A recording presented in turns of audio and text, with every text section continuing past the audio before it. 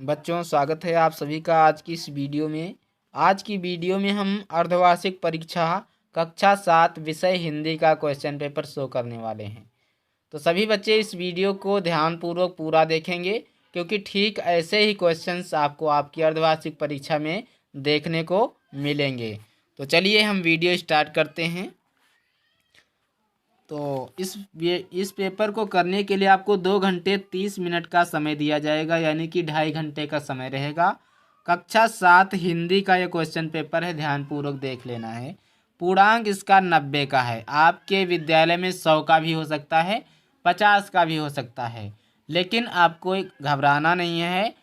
सिर्फ आपके मार्क कम होंगे, सिर्फ आपको यहाँ पे नंबर कम दिए जाएंगे, बाकी पूरे क्वेश्चंस ऐसे ही आपको मिलेंगे। ऐसे ही टाइप के क्वेश्चंस आपको मिलेंगे, इसी प्रकार के।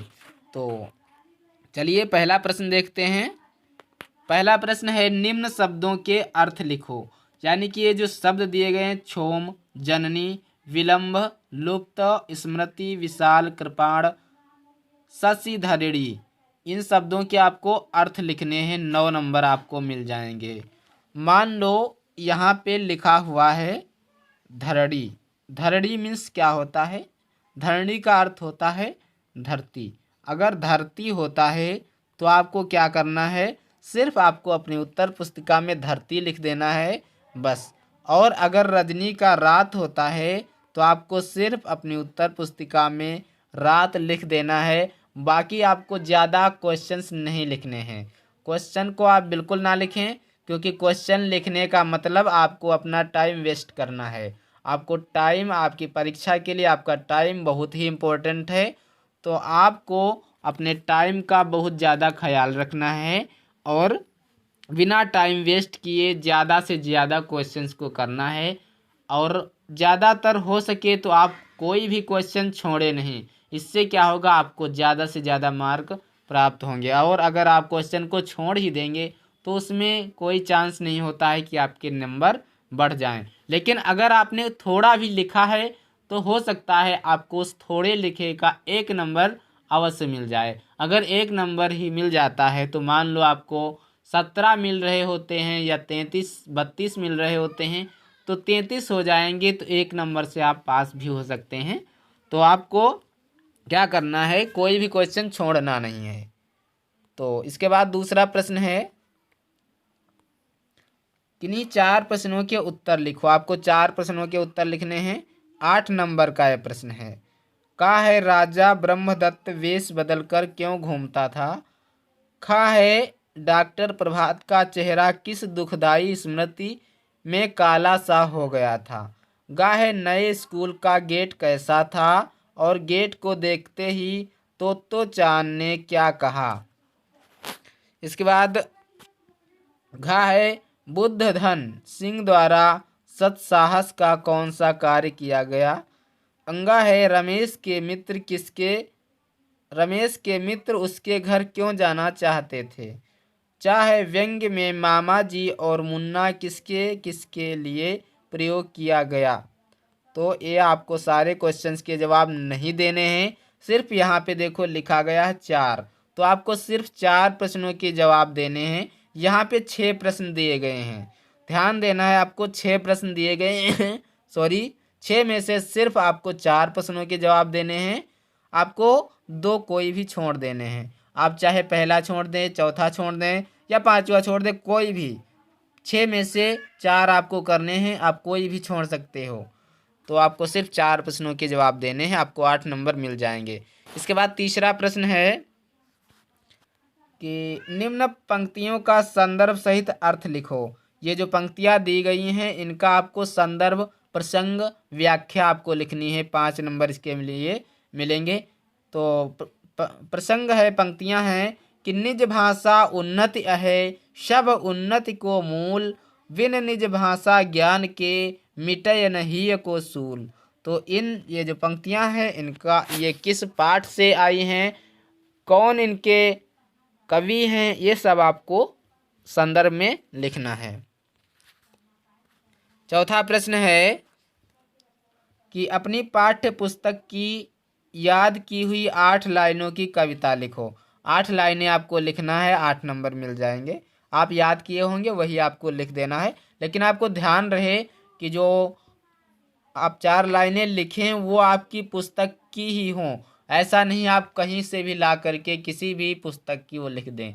आपके जो आपकी पुस्तक है उसी पुस्तक की वो 4 लाइनें होनी चाहिए। और आपको ये भी ध्यान रखना है कि ऐसी 4 लाइनें लिखने हैं जो इस प्रश्न पत्र में, 8 लाइनें ऐसी लिखनी है जो इस प्रश्न पत्र में ना आई हों। अगर वो लाइनें आई हुई हैं और आप वही लाइनें लिख रहे हैं तो इसके आपको नंबर नहीं दिए जाएंगे, क्योंकि इसमें तो आपकी नकल मानी जाएगी और एक भी नंबर इसका आपको नहीं मिलेगा। तो आपको ध्यान रखना है आप वही 8 लाइनें लिखें जो इस प्रश्न पत्र में ना आई हों और आपको याद हों और आपकी ही पुस्तक की हों। ऐसा आपको करना है। इसके बाद 5वां प्रश्न है, सर्वनाम की परिभाषा उदाहरण सहित लिखो। सभी बच्चे लिख लेंगे, बहुत ही सरल क्वेश्चन है और ज़्यादातर क्वेश्चंस आपको आपकी परीक्षा में देखने को मिलता है। 8 नंबर ये आपको मिलेंगे। 6ठा प्रश्न है, निम्न शब्दों की पर्यायवाची लिखो। 8 नंबर में प्रश्न है, रात, भू, दुनिया, माता, इनके आपको पर्यायवाची लिखना है। तो पर्यायवाची का मतलब सभी को पता होगा। पर्यायवाची का मतलब होता है एक ही शब्द के अनेक नाम। तो जैसे आपको पता होगा, जैसे माता यहाँ पे लिखा हुआ है तो माता को हम अम्मा भी कहते हैं, मम्मी भी कहते हैं, और ये इस प्रकार से जो अन्य नाम हैं इनके नाम लिख देने हैं। यहाँ पे ये नहीं लिखा हुआ है कि कितने कितने लिखने हैं आपको, लेकिन आपको एक से ज़्यादा लिखना है, ये तो आपको पता ही होगा। इसके बाद देखो यहाँ पे लिखा हुआ है कृपा उ, यानी कि कृपया पृष्ठ उलटिए। तो चलिए देखते हैं दूसरे पृष्ठ में क्या लिखा है। 7वां प्रश्न है कि निम्न शब्दों के विलोम शब्द लिखो।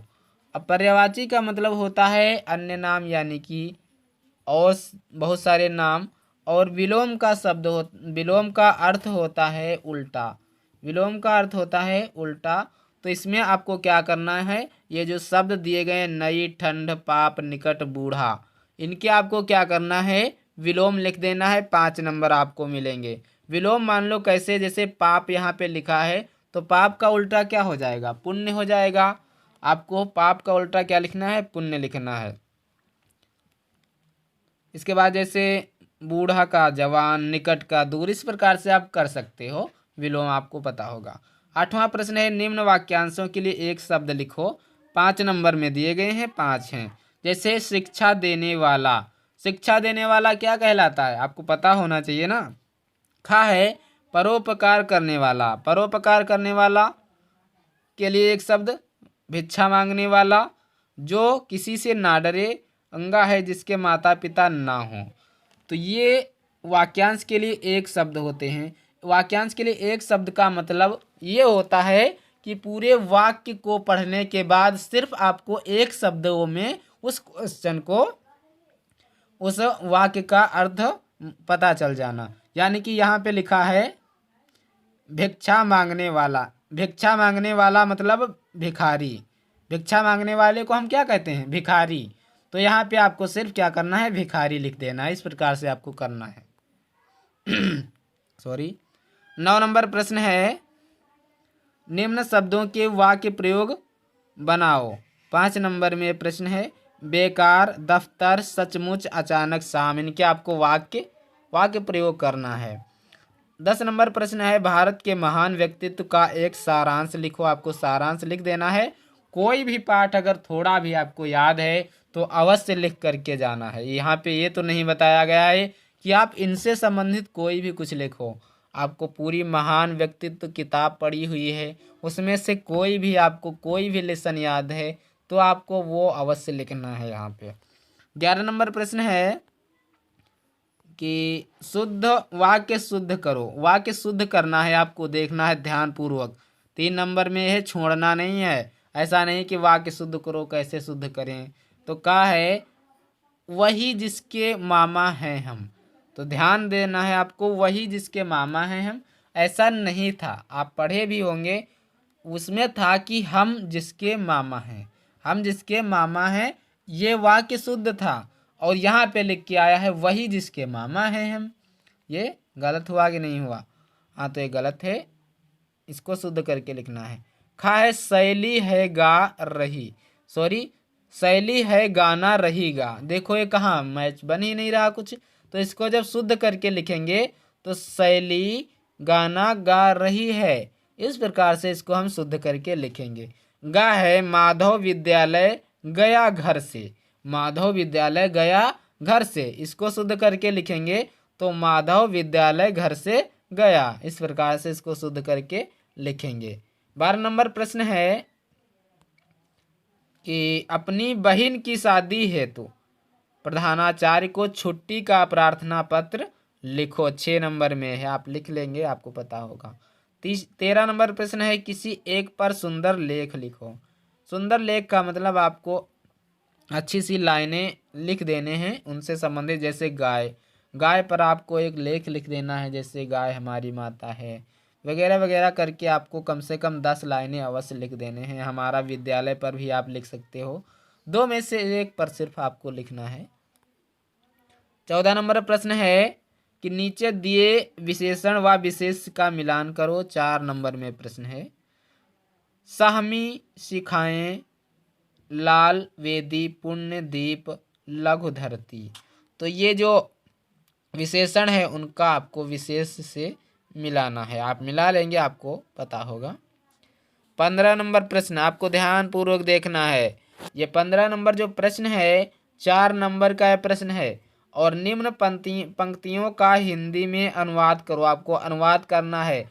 जैसे यहाँ पे लिखा है अयं बालकाः ध्रुवाः अस्ति अस्य जनकाः महाराजाः उत्तानपादम् आसीत् तस्य धर्मपत्नी सुनीति रूपवती गुणवती पतिव्रता चा नारी आसीत्।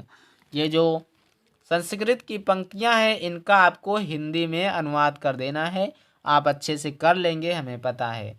तो आपको बताना है, कमेंट बॉक्स में कमेंट करना है कि वीडियो कैसी रही, और अगर वीडियो अच्छी लगी है तो वीडियो को लाइक करें, चैनल को सब्सक्राइब करें और अपने दोस्तों के साथ वीडियो को शेयर करें। मिलते हैं अगले वीडियो में, तब तक के लिए जय हिंद, नमस्कार।